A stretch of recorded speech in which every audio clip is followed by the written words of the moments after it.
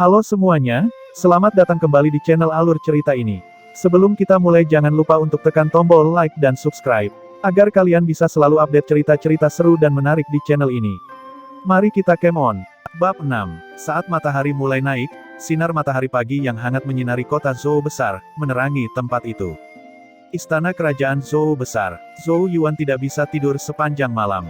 Pada saat dia bergegas ke gerbang istana, para penjaga kekaisaran sudah berdiri dengan hormat di sana. 1000 penjaga kekaisaran yang kuat mengenakan baju besi berat dan memegang tombak yang berkelap-kelip dengan cahaya dingin. Itu adalah kekuatan militer yang kuat. Zhou Qing duduk di atas kuda merah menyala yang bagus. Dia tersenyum saat melihat Zhou Yuan bergegas dan bertanya, "Apakah kamu siap? Hari ini adalah upacara persembahan leluhur Zhou besar." Zhou Yuan dengan paksa menganggukkan kepalanya sementara harapan muncul di matanya. Dia tahu apakah 8 saluran meridian di tubuhnya akan muncul lagi atau tidak, memungkinkan dia untuk memulai kultivasi pembukaan saluran, akan bergantung pada hari ini juga. Seorang penjaga memimpin kuda merah menyala lainnya. Api berkobar di ujung ekor kuda itu, tapi kepalanya seperti singa yang tampak ganas. Makhluk ini dikenal sebagai Fire Lion Horse, dan merupakan Genesis Beast kelas 1. Itu mampu berpacu 1000 mil tanpa istirahat. Singa kuda api yang awalnya pemarah telah lama dijinakkan. Jadi, ketika Zhou Yuan menaikinya, ia hanya mengayunkan ekornya yang menyala sesaat sebelum menjadi tenang kembali. Zhou Yuan menarik tali kekang kudanya, pupil hitam pekat pemuda itu tampak terbakar ketika dia membuka mulutnya dan berkata, "Ayo pergi, ayah." Zhou Qing terkekeh dan menganggukkan kepalanya, sebelum melambaikan tangannya. Sebuah trompet terdengar dan pasukan 1000 orang dengan cepat berubah menjadi semburan yang melanda Zhou Qing dan Zhou Wei, melindungi mereka di dalamnya. Selanjutnya, mereka keluar dari istana kerajaan dengan suara gerakan yang bergemuruh, menyusuri jalan-jalan kota saat mereka bergegas menuju pintu keluar kota. Tanah leluhur klan kerajaan Zhou besar juga merupakan tempat makam kerajaan Zhou besar berada. Meskipun makam kerajaan berjarak sekitar 100 mil dari kota Zhou besar, mengingat kecepatan mereka akan mencapai tujuan dalam 4 jam. Di bawah gunung hijau yang tinggi, Zhou Qing dan Zhou Yuan turun dari kuda mereka sementara para penjaga kekaisaran menyebar dan memposisikan diri mereka di berbagai titik masuk. Bahkan seekor burung akan terbunuh jika mendekat. Disinilah makam klan kerajaan Zhou besar kita berada. Zhou Qing menunjuk ke gunung hijau yang megah di depan mata mereka.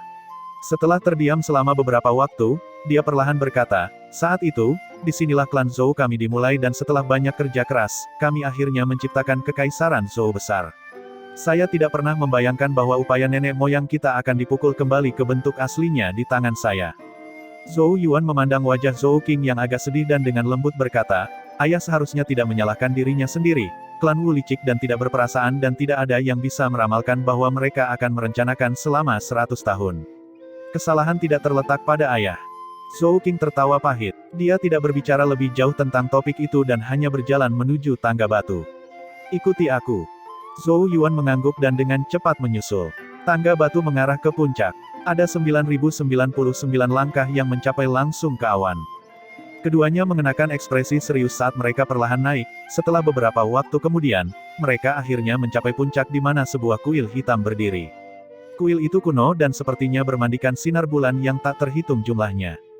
Ketiga pegunungan ini meliuk-liuk di sepanjang tanah seperti naga yang tersembunyi. Mereka mengepung dan melindungi gunung hijau di bawah kaki Zhou Yuan seperti 3 naga melingkari mutiara. Aura besar tampak muncul secara spontan ketika seseorang memperhatikan mereka. Kehadiran yang sangat kuat, Zhou Yuan memuji. Sepertinya tanah leluhur klan Zhou mereka memiliki feng shui yang sangat baik. Tidak heran mereka mampu membangun sebuah kerajaan. Zhou Qing tersenyum dan berkata, "Keberuntungan ada di dunia ini, dan tanah ini mengandung sebagian darinya. Fakta bahwa klan Zhou kita dapat naik ke tampuk kekuasaan sebagian besar berkat feng shui tanah leluhur kita." Zhou Yuan mengatupkan bibirnya dan menjawab, "Feng shui tanah memang berperan, tetapi sebagian besar masih karena upaya nenek moyang kita. Seperti kata pepatah, alam semesta tidak pernah berhenti sehingga bangsawan harus berjuang tanpa henti. Selama seseorang bekerja keras untuk meningkat, akan ada kesempatan untuk mengubah keberuntungannya tidak peduli seberapa buruk yang sedang dia tangani. Demikian juga, terlepas dari seberapa besar tangan seseorang, yang menuai apa yang orang lain tabur akan selalu berada dalam bahaya untuk dikalahkan."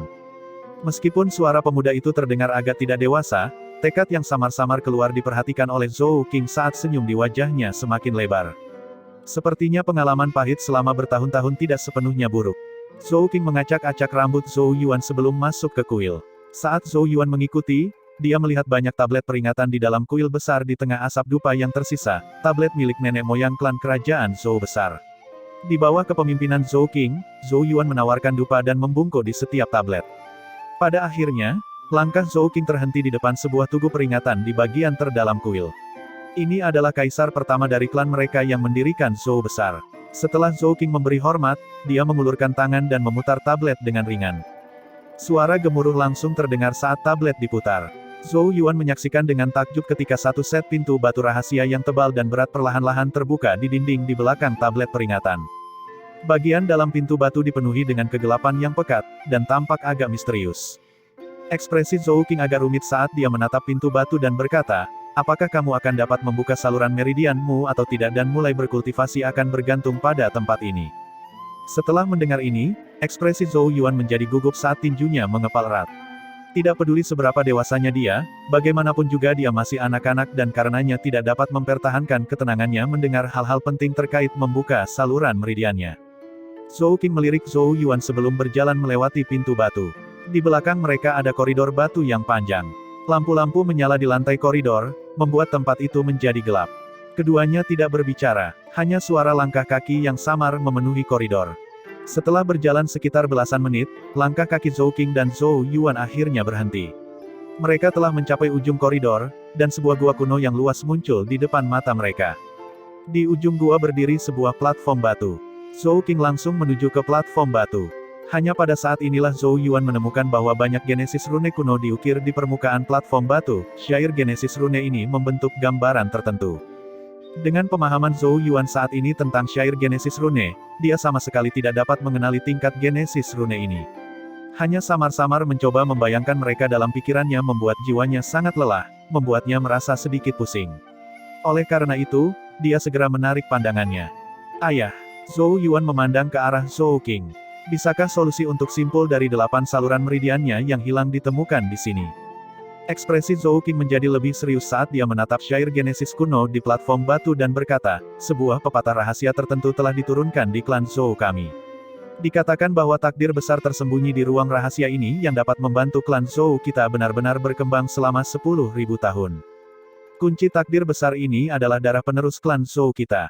Namun, meskipun setiap kaisar berturut-turut telah datang ke sini dalam upaya untuk membuka takdir besar dengan darahnya, semuanya pada akhirnya gagal.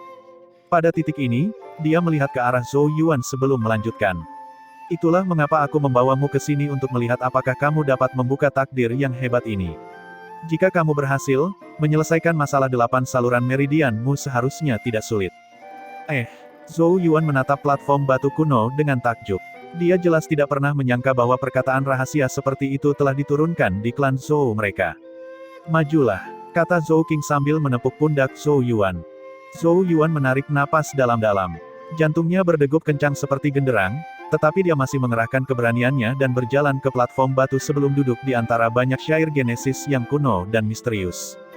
Dia mengeluarkan pisau tajam kecil dan menggertakkan giginya saat dia memindahkannya ke pergelangan tangannya. Darah segar segera mengalir keluar dan menyebar di sepanjang tablet syair genesis. Dalam waktu singkat beberapa napas, syair genesis di platform batu telah berubah warna darah merah segar. Di luar platform batu, Zhou Qing menyaksikan adegan ini dengan mata penuh kecemasan saat tinjunya tanpa sadar mengepal erat.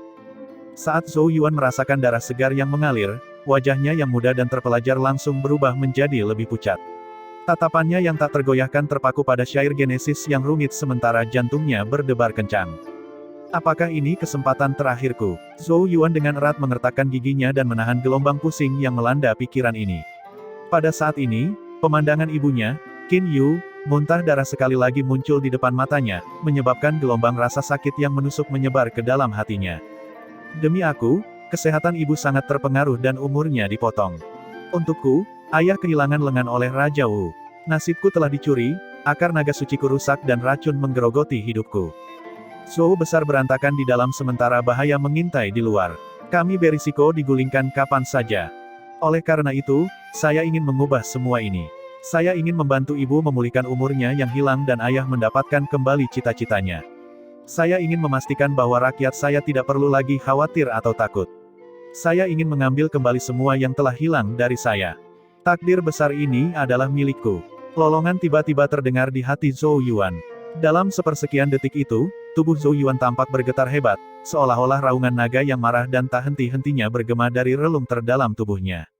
Pada saat itulah cahaya yang menyilaukan meledak dari Genesis Runes kuno yang berlumuran darah. Cahaya menyatu seperti air perak dan dengan cepat menelan Zhou Yuan. Pergantian peristiwa yang tiba-tiba ini menyebabkan Zhou King tertegun. Dia buru-buru melihat ke arah Zhou Yuan dan menyaksikan dengan kaget saat Zhou Yuan menghilang ke udara tipis. Bab 7. Cahaya yang menyilaukan membanjiri mata, diikuti oleh gaya tarik yang biadab. Zhou Yuan terkena vertigo seolah-olah dia jatuh ke pusaran air. Untungnya, sensasi menarik itu tidak berlangsung lama. Zhou Yuan merasakan kekuatan besar menyerbu ke arahnya dan tubuhnya terlempar ke udara. Tubuh Zhou Yuan mendarat dengan keras di tanah, menyebabkan dia memakan seteguk tanah dalam prosesnya. Namun, dia agak cerdas. Mengabaikan rasa sakit saat dia mendarat, Zhou Yuan dengan cepat berguling di tanah, menjauhkan dirinya dari tempat dia mendarat semula. Pada saat yang sama, syair kulit besi, yang telah disiapkan terlebih dahulu di lengannya, mulai berkedip dengan cahaya redup, siap diaktifkan kapan saja. Untungnya, penyergapan yang dia harapkan tidak datang, dan tubuh tegang Zhou Yuan berangsur-angsur mengendur. Baru saat itulah dia dengan santai memeriksa sekeliling. Zhou Yuan terbelalak saat dia melihat sekelilingnya. Gua itu sudah lama menghilang, dan sebagai gantinya adalah hutan kuno yang tenang dan damai. Pohon-pohon raksasa menjulang ke langit, sementara daunnya yang lebat menutupi langit. Aliran jernih mengalir di samping, memancarkan suara air mengalir. Itu adalah pemandangan yang tenang. Tempat apa ini? Zhou Yuan benar-benar bingung. Dia ingat berada di gua rahasia di dalam kuil beberapa saat yang lalu. Bagaimana dia bisa datang ke tempat asing ini dalam sekejap mata? Aneh. Zhou Yuan sedikit mengernyit saat dia mengamati sekelilingnya. Mungkinkah yang disebut takdir besar adalah tanah ini? Tapi tidak ada tanda-tanda orang. Zhou Yuan bergumam pada dirinya sendiri. Saat tatapannya menyapu bola-balik, pupil matanya tiba-tiba menyusut sementara ekspresi wajahnya membeku seolah-olah dia melihat hantu. Itu karena dia baru saja menemukan bahwa sosok cantik tanpa sadar muncul di bawah salah satu pohon raksasa di depannya. Jika dilihat lebih dekat, itu adalah seorang gadis berbaju hijau. Tubuh gadis itu ramping dan dia saat ini bersandar dengan punggungnya di batang pohon ketika sepasang mata yang cerah dengan tenang mengamatinya. Ketika tatapan Zhou Yuan bertemu dengannya, perasaan mati rasa yang tak terlukiskan menyebar ke seluruh kulit kepalanya. Namun, ketahanan mental Zhou Yuan ternyata cukup bagus, dan dia dengan cepat menenangkan dirinya sendiri. Senyum segera muncul di wajahnya yang belum dewasa, mencoba yang terbaik untuk tampil tidak berbahaya, ketika dia menangkupkan tinjunya dan berkata, "Kak, bolehkah saya tahu di mana ini? Saya Zhou Yuan dan saya tidak bermaksud untuk masuk tanpa izin. Mohon maafkan saya jika saya telah menyinggung Anda dengan cara tertentu." Gadis di depan matanya terlihat seumuran dengan dirinya. Namun, sedikit kesopanan pada saat seperti itu bukanlah hal yang buruk. Namun, gadis misterius berbaju hijau itu tampaknya tidak memperhatikan sikap hormat Zhou Yuan. Tangannya yang ramping dan cantik menarik sehelai rambut hitam di depan dahinya, sebelum dia berjalan menuju Zhou Yuan. Ketika dia berjalan keluar dari tempat teduh, cahaya langsung menyinari tubuhnya.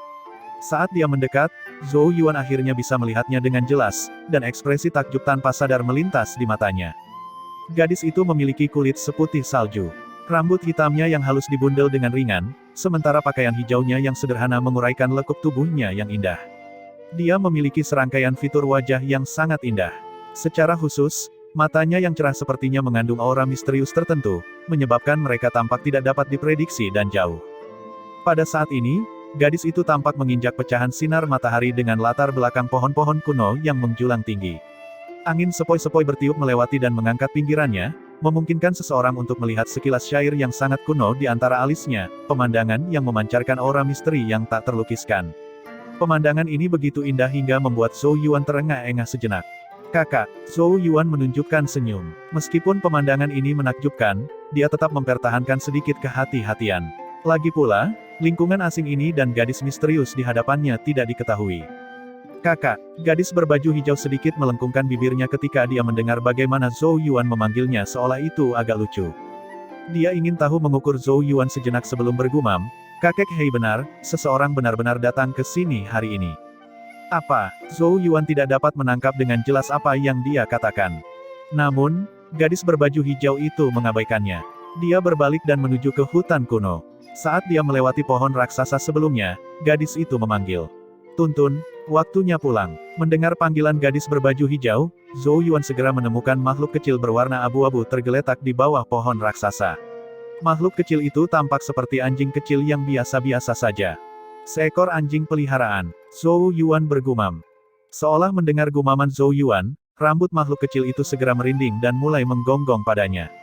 Namun, karena tubuhnya terlalu kecil, gonggongan darinya tidak memiliki kekuatan mengancam dan malah membuatnya tampak agak lucu. Makhluk kecil itu sepertinya menyadari bahwa gonggongannya tidak mengintimidasi Zhou Yuan. Ekornya berdiri tegak saat melompat di depan sebuah batu besar, sebelum membuka mulutnya dan menggigitnya dengan kejam. Saat terus mengunyah dengan cara ini, orang hanya bisa menyaksikan batu itu dengan cepat menyusut dengan kecepatan yang mengkhawatirkan. Dalam waktu singkat beberapa tarikan napas, batu itu benar-benar menghilang. Semua bongkahan batu yang keras telah ditelan ke dalam perut mungil makhluk kecil itu. Ekspresi wajah Zhou Yuan menjadi kaku saat dia diam-diam tersentak. Dia sedikit kaget ketika dia menatap makhluk kecil seperti anjing itu.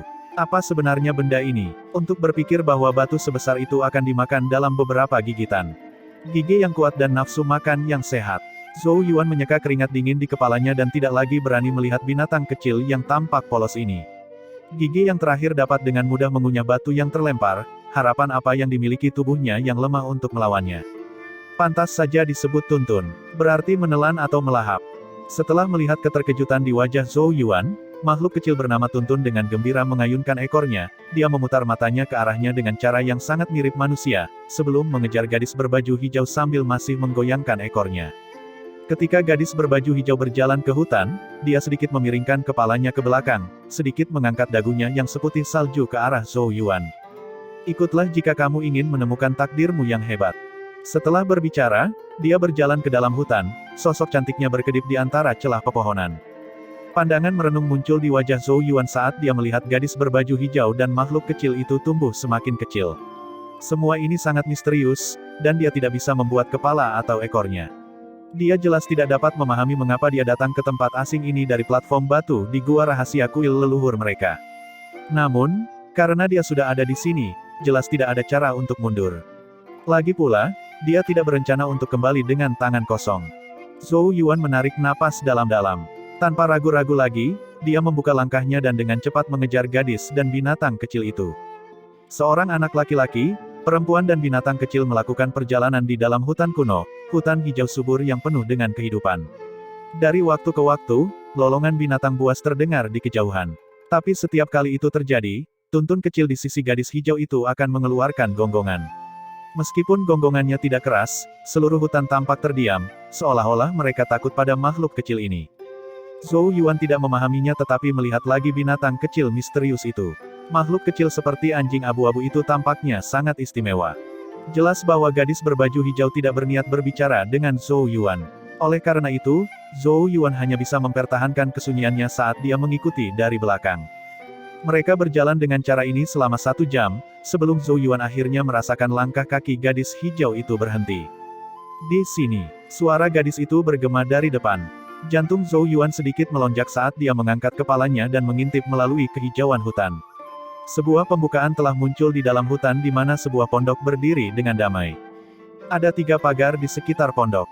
Tatapan Zhou Yuan akhirnya berhenti di sebuah kursi malas di depan pondok tempat seorang lelaki tua berbaju hitam sedang beristirahat dengan damai saat dia dengan lembut bergoyang-goyang. Seolah-olah dia merasakan tatapan Zhou Yuan, lelaki tua itu membuka matanya dan menatap balik. Hati Zhou Yuan sedikit bergetar saat melihat mata lelaki tua itu. Mata itu dipenuhi dengan kekunoan yang tak terlukiskan, seolah-olah mata itu telah mengalami ribuan tahun yang tak terhitung jumlahnya. Pada saat yang sama, Zhou Yuan bisa merasakan aura tebal dan besar menyelimuti lelaki tua itu.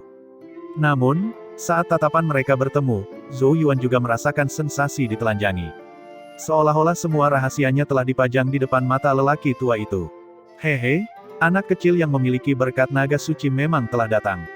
Pria tua berbaju hitam itu perlahan menarik pandangannya saat suara serak terdengar.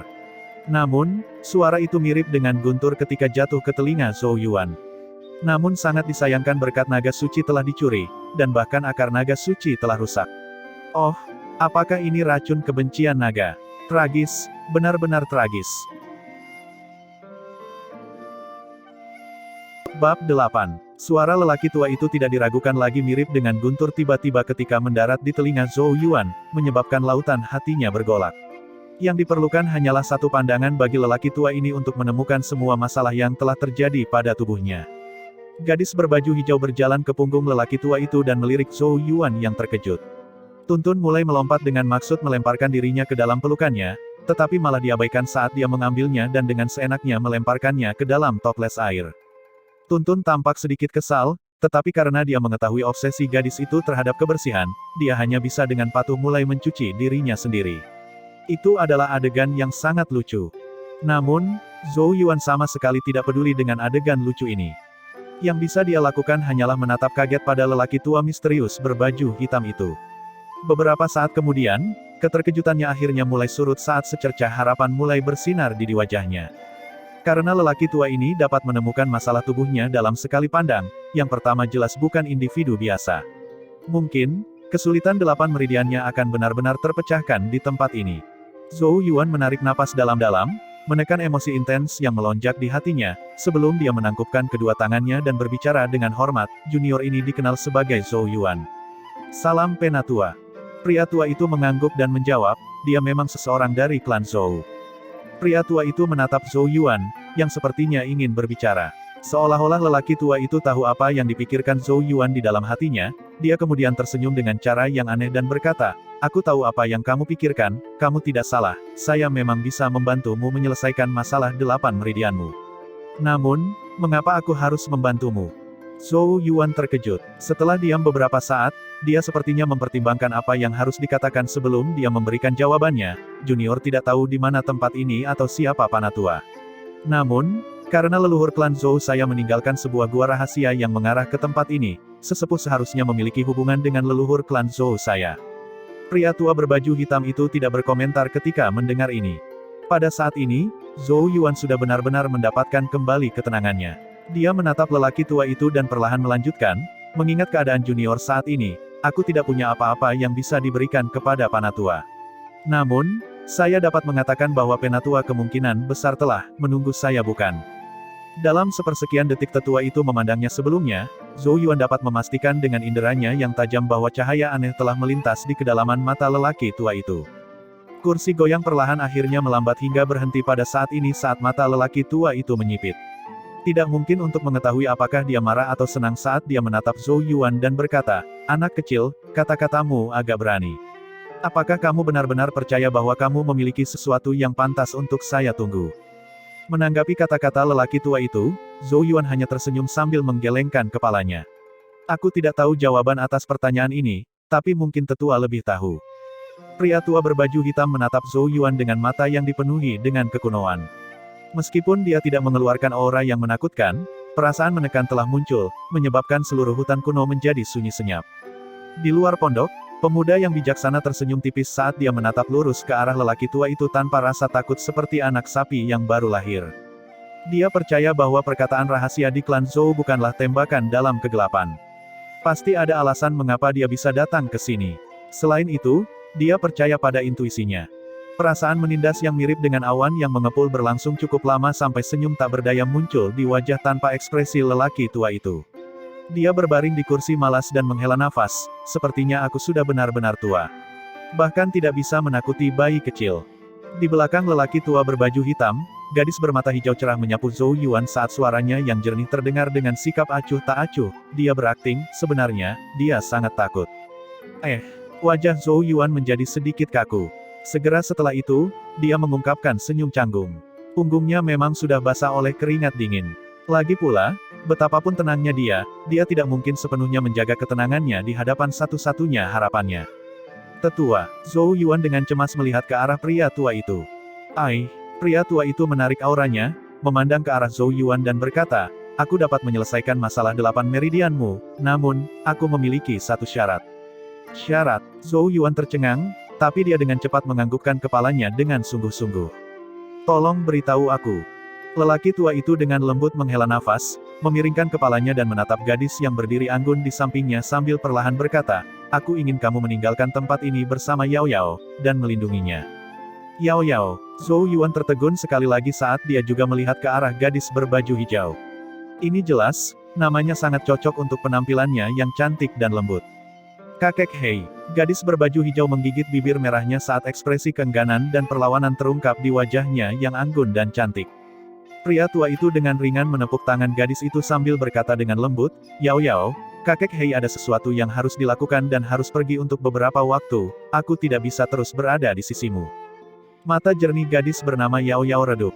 Dia memandang Zhou Yuan dan dengan lembut berkata, "Kakek Hei, dia terlalu lemah." Ekspresi canggung memenuhi wajah Zhou Yuan. Memang benar bahwa dia praktis tidak berdaya sebagai seseorang yang bahkan belum membuka satu pun saluran meridian. Orang tua itu tidak bisa menahan tawa setelah mendengar ini. Tatapannya menyapu Zhou Yuan saat dia berkata, meskipun anak ini lemah sekarang, sulit untuk mengatakan akan jadi apa dia di masa depan. Kakek Hei, apakah aku masih bisa melihatmu di masa depan? Yao Yao bertanya dengan suara rendah. Sebagai gadis yang cerdas, bagaimana mungkin dia tidak merasakan bahwa tindakan lelaki tua itu mirip dengan mempercayakannya kepada orang lain. Jelas bahwa dia akan melakukan sesuatu yang sangat berbahaya, sangat beresiko sehingga dia bahkan mungkin harus membayar dengan nyawanya.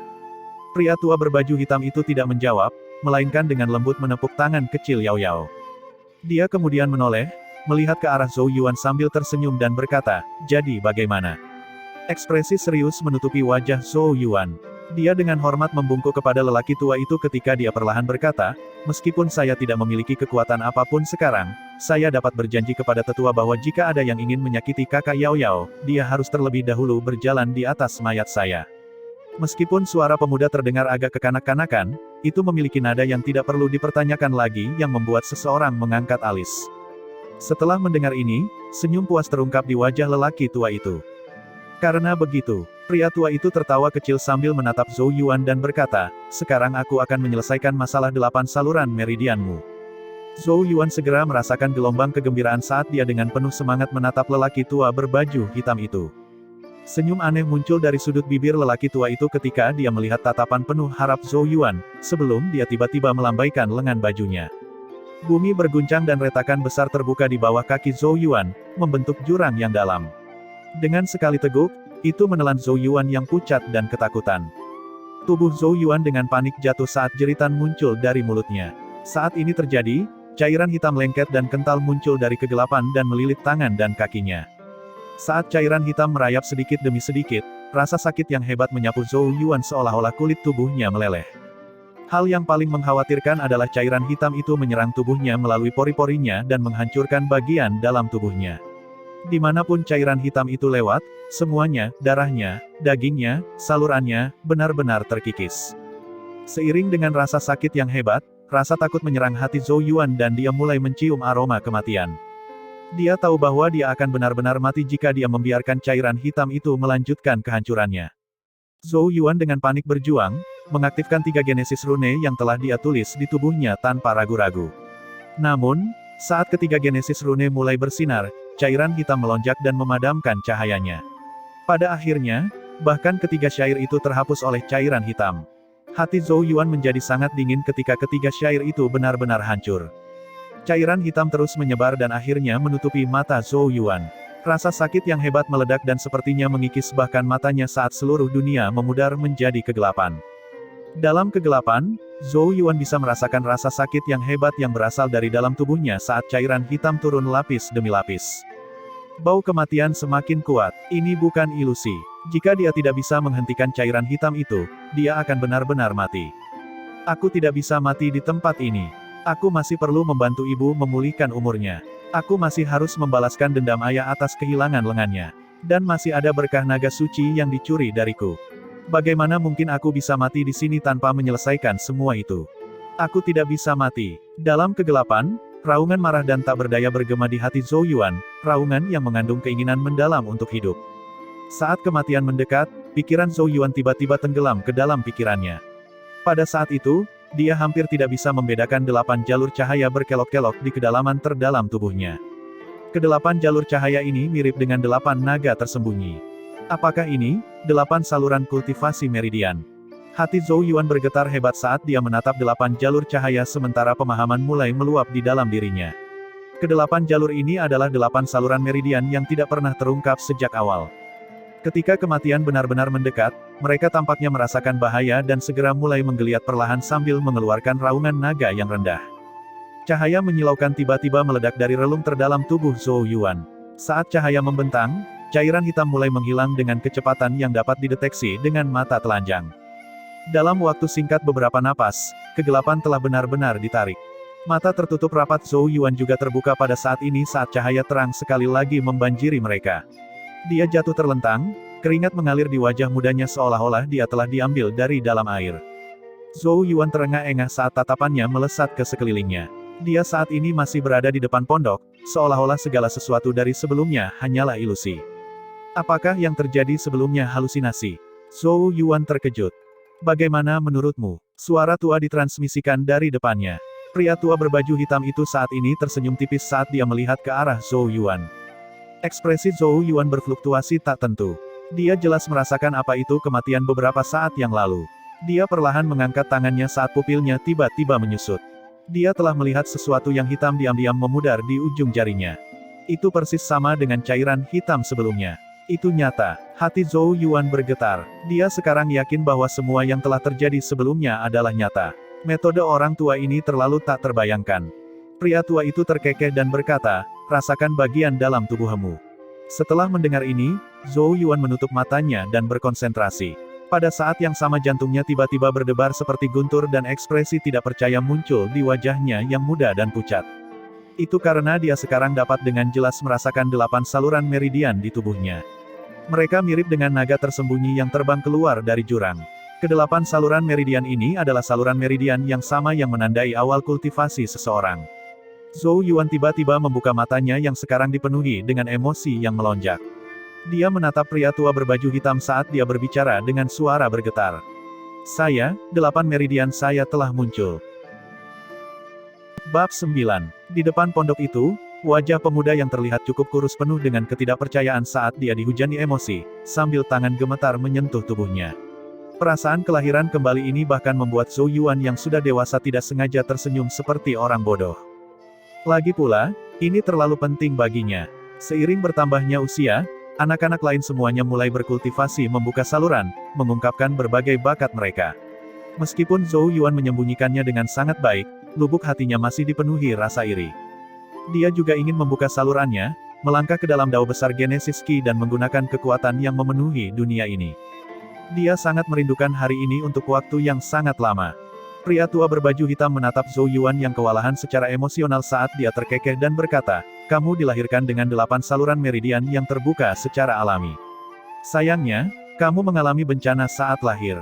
Merasakan bahaya eksternal, 8 saluran meridian di tubuhmu bersembunyi di relung terdalam sebagai bentuk pertahanan diri.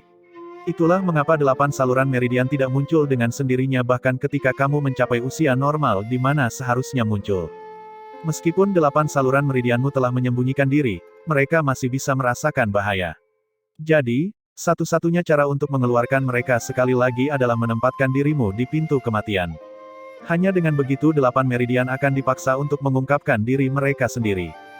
Kelopak mata lelaki tua itu terangkat saat dia melanjutkan dengan nada acuh tak acuh, jangan percaya bahwa bau kematian sebelumnya itu palsu. Jika kamu tidak dapat membangunkan 8 saluran meridian untuk melindungi diri pada saat-saat terakhir, kamu akan mati. Zhou Yuan yang masih emosional merasakan hawa dingin melewati seluruh tubuhnya saat mendengar ini. Wajahnya sedikit memucat saat dia dengan bingung menatap pria tua berbaju hitam itu. Jelas bahwa Zhou Yuan mengingat aroma kematian yang kental sebelumnya. Dia bahkan memiliki firasat bahwa jika dia terlambat membangkitkan saluran meridiannya sepersekian detik kemudian, dia akan benar-benar mati. Jelas bahwa lelaki tua itu menggunakan metode yang sangat berbahaya untuk membangunkan 8 saluran meridian di tubuhnya. Pria tua berbaju hitam itu tersenyum ketika dia bertanya, mengapa? Kamu menyalahkanku karena tidak memperingatkanmu sebelumnya.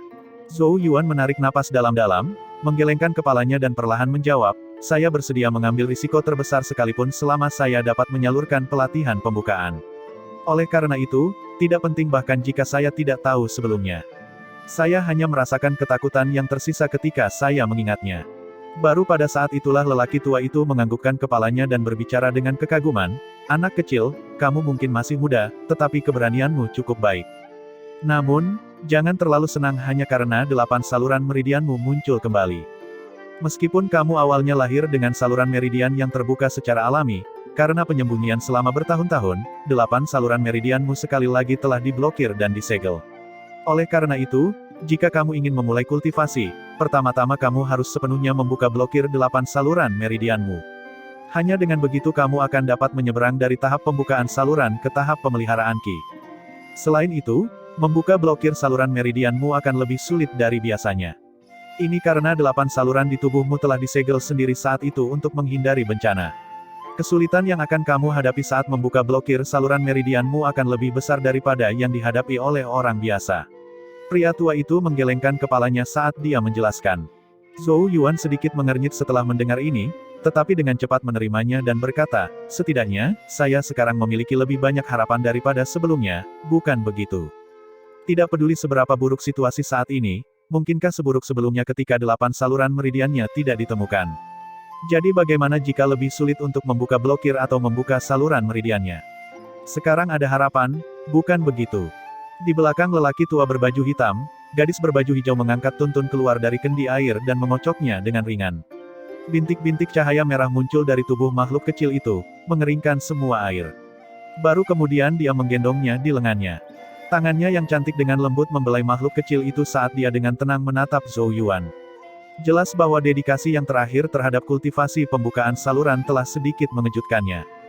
Bibir merah Yao Yao sedikit terbuka saat dia berkata dengan suara tanpa emosi, tidak mampu membuka saluran kultivasi bukanlah hal yang perlu dikhawatirkan.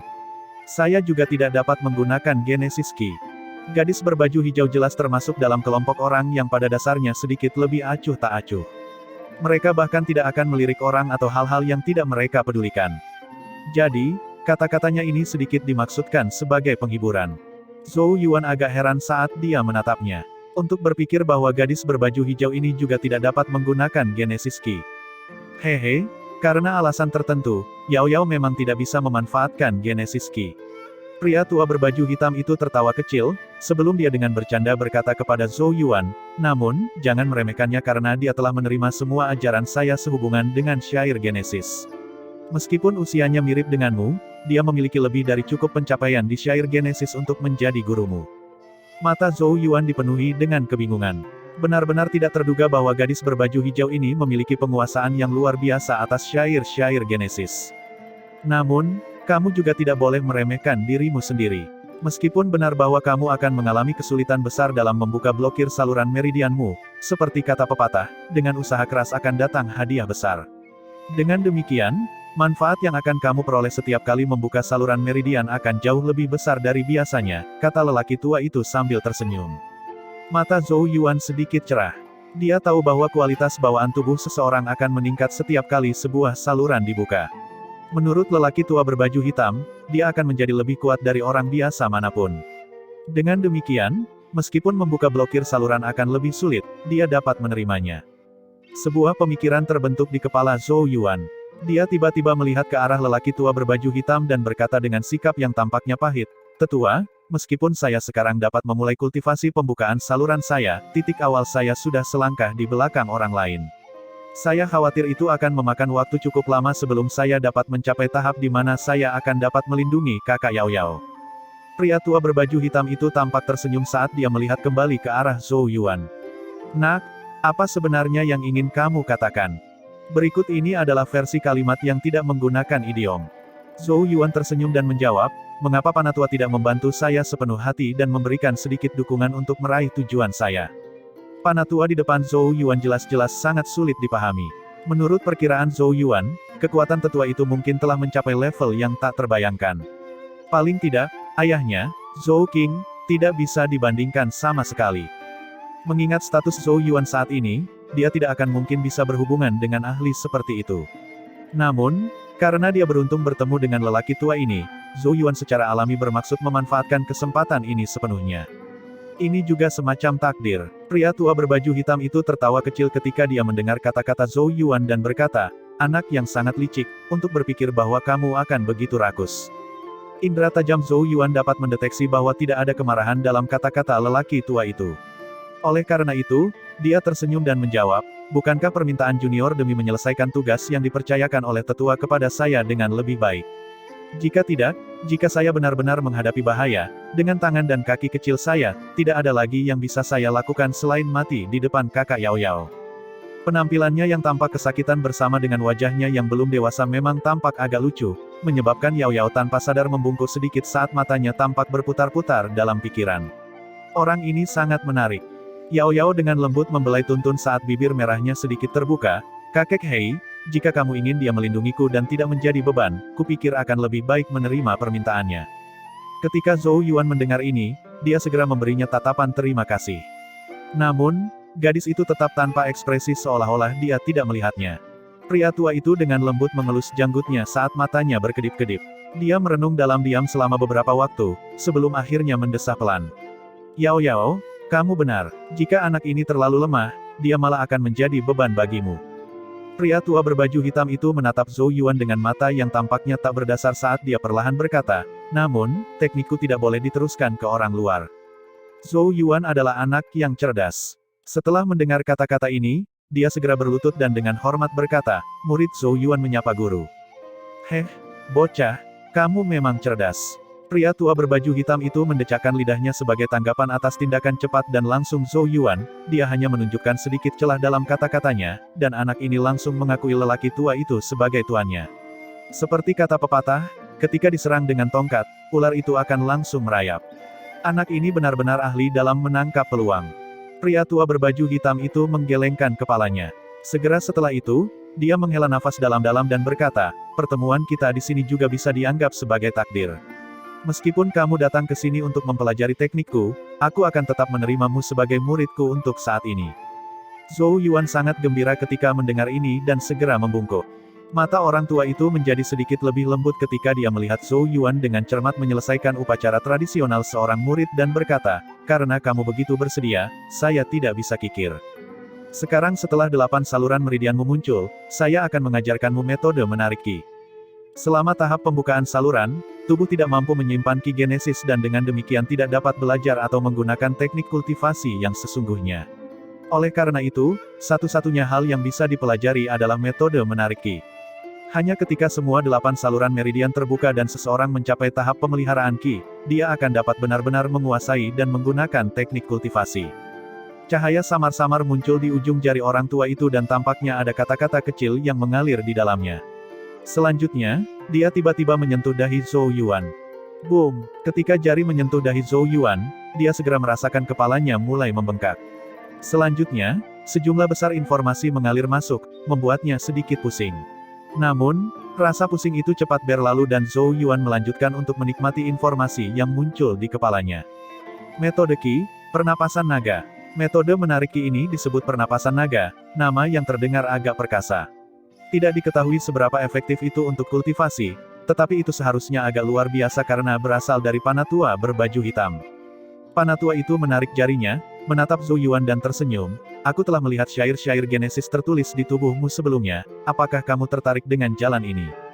Zhou Yuan mengangguk dan dengan sungguh-sungguh menjawab, jalur syair-syair genesis luas dan dalam. Itu tidak bisa diremehkan.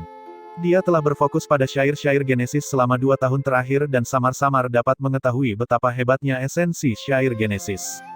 Jalur syair genesis agak mirip dengan efek kupu-kupu. Menggunakan sedikit kekuatan untuk membangun syair misterius akan menghasilkan kekuatan yang sangat besar. Sayang sekali syair genesis tidak bisa membiarkan tubuh mengalami metamorfosis. Selain itu, karena luas dan dalamnya, seseorang harus menginvestasikan banyak usaha untuk mencapai beberapa pencapaian di jalan ini. Oleh karena itu, mayoritas Genesis Masters melihatnya sebagai jalan samping dan tidak terlalu mempedulikannya. Pria tua berbaju hitam itu mengangguk setuju ketika dia mendengar kata-kata Zhou Yuan.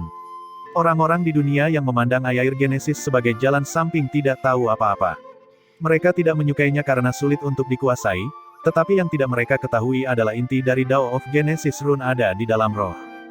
Jika dikuasai, itu akan melengkapi Dao of Genesis Masters. Zhou Yuan merasa sedikit bangga saat lelaki tua berbaju hitam itu berbicara tentang Genesis Rune. Dia tahu dalam hatinya bahwa lelaki tua itu mungkin memiliki pencapaian luar biasa di jalan ini. Aku bisa melihat bahwa jiwamu penuh semangat dan memang agak cocok dengan Genesis Rune, aku juga akan mengajarimu metode penempaan roh. Petik 2. Pria tua berbaju hitam itu tertawa. Detik berikutnya, Cahaya terang tiba-tiba terbang keluar dari matanya dan melesat ke mata Zhou Yuan. Sebuah suara keras tiba-tiba menggelegar di kepala Zhou Yuan seolah-olah lonceng besar telah dipukul saat karakter kuno yang tak terhitung jumlahnya beredar di pupilnya. Pada akhirnya, mereka berangsur-angsur menjadi tenang ketika informasi mulai mengalir di benaknya. Metode visualisasi batu gerindra Primal Chaos Divine. Bab 10. Suara bel yang keras terus bergema di kepala Zhou Yuan selama beberapa waktu sebelum berangsur-angsur menghilang. Di tengah-tengah ini, Zhou Yuan bisa merasakan metode penempaan roh, metode visualisasi batu gerindra Primal Chaos Divine, dicap ke dalam pikirannya. Namun, ini bukan saatnya menikmati keterampilan baru ini. Oleh karena itu, Zhou Yuan membuka matanya dan dengan hormat membungkuk ke arah lelaki tua berbaju hitam yang tersenyum itu. Terima kasih guru atas teknik ini. Dia samar-samar bisa merasakan bahwa metode menarik ki dan metode penempaan roh bukanlah teknik biasa. Meskipun lelaki tua di depan matanya itu misterius, dia memang memberikan kesempatan besar pada Zhou Yuan. Pria tua berbaju hitam itu melambaikan tangannya. Setelah ragu-ragu, dia tiba-tiba merogoh lengan bajunya dan mengambil kuas hitam sepanjang 1 kaki. Kuas hitam itu sepertinya terbuat dari perunggu dan berbintik-bintik dengan sedikit pewarna, seolah-olah itu ditandai dengan berlalunya waktu yang lama. Itu memancarkan aura antik. Namun, kuas hitam tampak agak kusam dan tidak memiliki kilau mengkilap yang biasa seolah-olah telah kehilangan semangat bawaannya. Panatua berbaju hitam itu tampak agak enggan saat dia memegang kuas hitam, tetapi pada akhirnya, dia masih menawarkannya kepada Zhou Yuan dan berkata, biarlah ini menjadi hadiah guru untuk pertemuan pertama kita. Zhou Yuan dengan hati-hati menerima kuas hitam dengan hormat. Rasanya agak berat ketika memasuki tangannya. Saat dia mengamati pola kuno pada kuas, dia samar-samar bisa merasakan semacam aura yang hebat. Zhou Yuan dengan penasaran bertanya, apakah ini kuas syair Genesis? Pria tua berbaju hitam itu menjawab, itu adalah kuas syair Genesis dan senjata Genesis. Zhou Yuan terkejut, merasa sedikit bingung, kuas syair Genesis adalah media unik untuk menuliskan Genesis Rune, sedangkan senjata Genesis digunakan untuk pertempuran. Keduanya menggambarkan hal yang sangat berbeda. Bagaimana keduanya bisa digunakan pada satu objek? Apalagi kuas hitam di tangannya terlihat agak lemah. Bagaimana itu akan digunakan untuk melukai musuh? Sepertinya sudah diremehkan.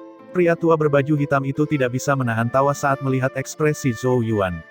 Nama kuas ini adalah kuas Yuan Surgawi.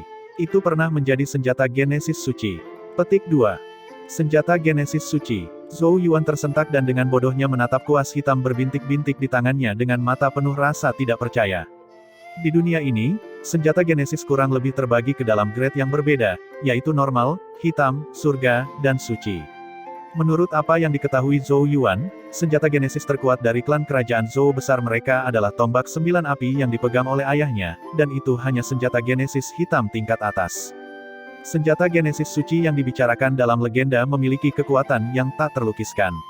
Kekuatan yang begitu besar sehingga bisa membakar gunung dan menguapkan lautan, kekuatan yang diinginkan sekaligus ditakuti orang. Apakah kuas hitam belang-belang yang tampaknya tak berdaya di tangan Zhou Yuan benar-benar senjata Genesis suci? Aku mengatakan bahwa itu dulunya adalah senjata Genesis suci. Pria tua berbaju hitam mendengus pelan sebelum melanjutkan, kuas Yuan Surgawi ini telah menemaniku dalam pertempuran yang tak terhitung jumlahnya. Dalam salah satu pertempuran, kuas itu rusak parah. Baru saat itulah Zhou Yuan mengerti. Itu adalah senjata Genesis suci yang rusak. Setelah melihat ekspresi Zhou Yuan, panatua itu tidak tahan dan dengan sedih berkata, bocah kecil, apakah kamu benar-benar berpikir bahwa aku akan sangat picik dan memberimu sampah yang tidak berguna? Meskipun kuas Yuan Surgawi ini rusak berat, bagaimanapun juga itu adalah senjata Genesis suci dan masih mempertahankan beberapa kekuatan spiritual yang tersisa. Selama kamu memeliharanya secara konsisten, ia mungkin akan pulih secara bertahap. Zhou Yuan kagum, untuk berpikir bahwa senjata Genesis suci ini masih bisa diselamatkan. Panatua berbaju hitam menunjuk ke kuas hitam dan berkata, apakah kamu melihat 9 syair di kuas? Zhou Yuan menundukkan kepalanya, dan menemukan garis samar 9 syair kuno dan rumit pada kuas hitam berbintik-bintik. Mereka sulit dilihat karena mereka agak terlalu pudar. 9 syair ini mewakili kekuatan kuas Yuan Surgawi. Ketika saatnya tiba di mana kamu dapat menyalakan ke-9 syair, kuas akan memulihkan kekuatan senjata Genesis suci. Bagaimana cara menyalakannya? Zhou Yuan bertanya dengan penuh minat. Jika dia bisa membantu senjata kejadian suci ini mendapatkan kembali kekuatannya, tidak diragukan lagi itu akan menjadi bantuan besar bagi dirinya sendiri. Hehe, sederhana saja. Kuas Yuan surgawi memiliki rohnya sendiri. Jika kamu memberinya makan roh dari binatang Genesis, secara bertahap kekuatannya akan kembali. Tentu saja, semakin tinggi kualitas roh Genesis Beast, semakin baik efeknya. Adapun bagaimana kuas Yuan surgawi akan menjadi senjata untuk bertarung dengan orang lain, kamu secara alami akan mengetahuinya ketika kamu menyalakan syair pertama. Pria tua berbaju hitam itu menyeringai saat dia menjelaskan. Meskipun Zhou Yuan tahu bahwa pemulihan kuas Yuan surgawi ke tingkat senjata Genesis suci pasti tidak akan sederhana, dia masih mengangguk sebagai tanda terima. Kuas Yuan surgawi dengan gesit berputar sekali di ujung jarinya saat dia tersenyum pada lelaki tua berbaju hitam itu lagi dan berkata, "Terima kasih banyak kepada guru karena telah memberiku kuas ini. Namun ada satu hal, sampai sekarang, murid ini belum mengetahui nama gurunya." Pria tua berbaju hitam itu tersenyum tipis ketika mendengar ini dan menjawab, "Chang Yuan. Itu namaku. Guru juga memiliki dua murid lain, dan mereka dapat dianggap sebagai kakak laki-lakimu. Jika takdir mengizinkannya di masa depan, kamu mungkin bisa bertemu dengan mereka dan jika tidak, biarlah." Setelah Chang Yuan mengucapkan kata-kata ini, dia mengalihkan perhatiannya dari Zhou Yuan, menoleh untuk melihat gadis berbaju hijau. Gigi putih mutiara yang terakhir dengan lembut menggigit bibirnya yang lembab, sementara matanya yang sedikit menunduk mengandung kesedihan karena perpisahan mereka akan segera terjadi. Dia telah tinggal di sini bersama Chang Yuan sejak dia bisa mengingatnya, dan dia tidak diragukan lagi adalah kerabat terdekatnya. Oleh karena itu, dia masih merasa agak sedih meskipun karakternya agak acuh tak acuh dan menyendiri.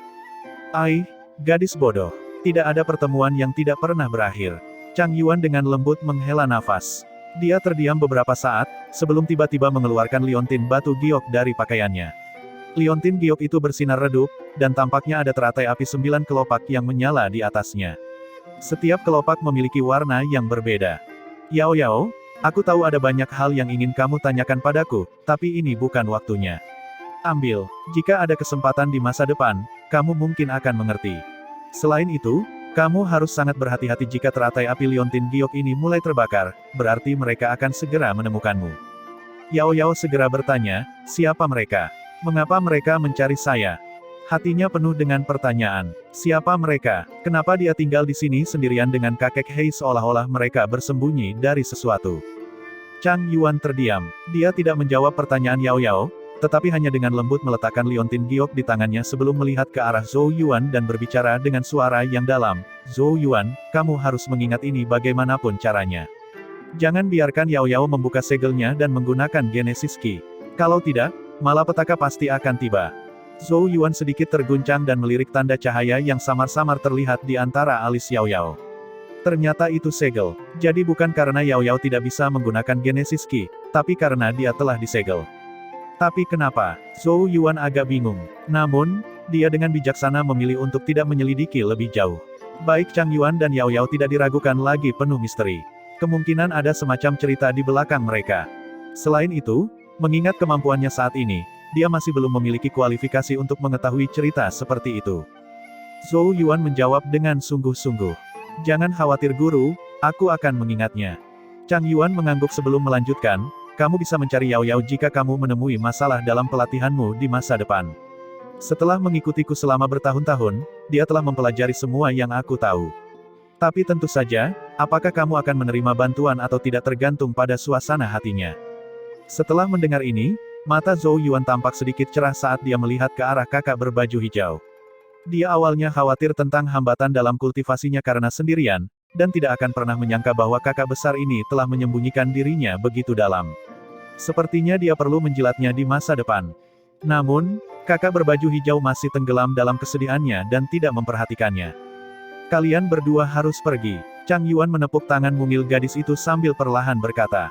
"Sekarang." Zhou Yuan tertegun. Apakah ini tidak terlalu cepat?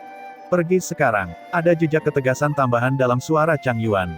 Zhou Yuan tidak mengatakan apa-apa lagi. Dia bisa merasakan bahwa Chang Yuan memaksa mereka dan kemungkinan sesuatu akan terjadi di sini. Chang Yuan melambaikan lengan bajunya dan debu mulai naik dari tanah di depan pondok saat syair kuno mengikuti dengan cepat. Jika seseorang melihat lebih dekat, orang akan menemukan bahwa ini adalah syair yang dalam dan misterius. Rune ini persis sama dengan syair di platform batu tempat Zhou Yuan berasal. Zhou Yuan melihat sorot mata Chang Yuan dan dengan cepat berjalan ke depan ke dalam arai yang dibentuk oleh syair. Sementara itu, gadis berbaju hijau memeluk makhluk kecil bernama Tuntun sambil menatap kosong ke arah Chang Yuan. Pergilah, mungkin masih ada hari di mana kita akan bertemu lagi di masa depan. Chang Yuan melambaikan tangannya. Gadis bermata hijau itu sedikit diwarnai merah sembab, tapi dia tidak menangis pada akhirnya. Sebaliknya, dia membungkuk dalam-dalam kepada Chang Yuan sebelum berjalan ke arah dan berdiri di samping Zhou Yuan. Jari Chang Yuan langsung menusuk ke udara saat melihat ini. Cahaya meledak dari syair dan menutupinya, dengan cepat menyelimuti Zhou Yuan dan Yao Yao. Zhou Yuan, ingat janji yang kamu buat untuk menjadi kuat, kamu harus melindunginya. Cahaya membanjiri mata. Ketika ruang mulai terdistorsi, Zhou Yuan mendengar suara Chang Yuan yang dalam, suara yang sepertinya mengandung nada yang sedikit memohon. Jangan khawatir Kuru, karena saya telah menerima ajaran Anda, saya secara alami akan melindunginya. Zhou Yuan menutup matanya dan berkata dalam hatinya. Cahaya mekar di depan pondok saat angin kencang meletus. Detik berikutnya, Zhou Yuan dan Yao Yao menghilang ke udara tipis, dan hanya syair yang berkedip-kedip yang tersisa. Rune terus berkedip selama beberapa waktu sebelum padam sepenuhnya, tanpa meninggalkan jejak. Chang Yuan menatap ke tempat di mana keduanya menghilang dengan segera di matanya saat dia dengan lembut bergumam, "Klan Zhou, memang seperti yang dikatakan orang tua itu, aku masih bisa mengambil murid lain. Namun, apa yang akan terjadi di masa depan akan bergantung pada keberuntungan dan takdirnya." Dia menggelengkan kepalanya saat dia menenangkan diri, perlahan berbaring di kursi saat dia dengan lembut mulai bergoyang maju mundur. Seluruh tempat itu sunyi dan damai. Tidak diketahui berapa lama kedamaian ini berlangsung ketika Chang Yuan tiba-tiba membuka matanya yang tertutup rapat dan menatap ruang kosong dengan acuh tak acuh. Guntur liar tiba-tiba menggelegar di seluruh area. Sepertinya petir mengalir di langit yang jauh di atas, merobek domain ini dengan cara yang sangat biadab. Tanah mulai runtuh saat petak-petak hutan tumbang. Jadi dia datang pada akhirnya. Chang Yuan menyaksikan kehancuran itu, tetapi wajahnya yang tua tetap tanpa ekspresi saat dia bergumam pada dirinya sendiri. "Yah, tulang-tulang tuaku ini akan berkarat setelah pulih selama bertahun-tahun, ini memang waktunya untuk berolahraga," Chang Yuan menyeringai sebelum perlahan berdiri dari kursinya. Chang Yuan tampak bungkuk, tetapi saat dia berdiri, jubah hitamnya perlahan mulai berkibar saat aura menakutkan yang tak terlukiskan benar-benar terbangun seperti naga yang marah dibangunkan dari tidur nyenyak. Petir sepertinya menutupi seluruh langit saat turun, dan tiga sosok yang terbungkus petir perlahan turun dari dalam. Ketika mereka muncul, tiga aura menakutkan terbentang dari tubuh mereka dan menelan tanah seolah-olah mereka adalah dewa tingkat tinggi. Tatapan sedingin es mereka terlempar ke arah tubuh tua Chang Yuan. Hehe, untuk berpikir bahwa Kaisar Maha Kuasa Hei akan bersembunyi seperti tikus selama bertahun-tahun. Benar-benar sebuah kisah yang membuat mata berlinang, sebuah suara tanpa emosi turun dari surga. Saat menyebar, domain tersebut mulai menunjukkan tanda-tanda kehancuran dengan cepat. "Serahkan dia, atau tempat ini akan menjadi kuburanmu hari ini." Senyum mengejek terbentuk di wajah Chang Yuan ketika dia mendengar suara dingin itu, dan tawa menggelegar bergema sebagai tanggapan. "Haha, ayo, ayo, ayo. Aku benar-benar ingin melihat kuburan siapa tempat ini hari ini." Chang Yuan maju selangkah dan pakaiannya langsung hancur, memperlihatkan tubuh kurus dan layu. Tubuh ini bertuliskan banyak syair kuno yang rumit, setiap syair berdenyut dengan kekuatan yang mengerikan. Cahaya menyilaukan meletus dari syair pada saat ini. Cahaya itu mirip dengan matahari terik yang terus terbit, sementara tubuh Chang Yuan yang awalnya layu tiba-tiba mulai membengkak. Dalam waktu singkat beberapa napas, raksasa sekarang menjulang di tanah saat aura yang deras dan tirani terbentang. Dia meraung ke langit, gelombang suara menghancurkan sekitarnya, di saat berikutnya, kakinya menginjak tanah dan tubuh Titanic melesat ke atas, menghantam lautan petir tak berujung yang turun dengan ledakan keras. Pada saat inilah seluruh domain mulai berantakan.